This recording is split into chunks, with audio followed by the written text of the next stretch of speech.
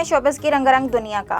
Director Nabeel Qureshi की film Quaid-e-Azam जिंदाबाद को रवां साल ईद उल अज़हा पर रिलीज करने का ऐलान कर दिया गया। मीडिया रिपोर्ट के मुताबिक फिल्म के मरकजी किरदारों में माहिरा खान और फहद मुस्तफा नजर आएंगे। फिल्म की शूटिंग अगस्त 2019 में शुरू की गई थी, मगर कोरोना वायरस के वबा के बाइस रिलीज नहीं हो सकी। अब फिल्म रवां साल ईद उल अज़हा पर रिलीज की जाएगी।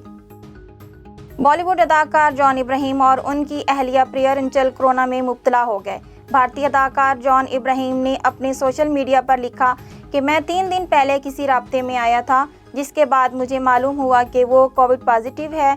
हमें घर में करंतना कर दिया गया है ताकि हम किसी के राब्ते में ना आएं। जॉन इब्राहिम ने लिखा कि हम दोनों वैक्सीन शुदा हैं और हम में कोविड की हल्की अलामात हैं।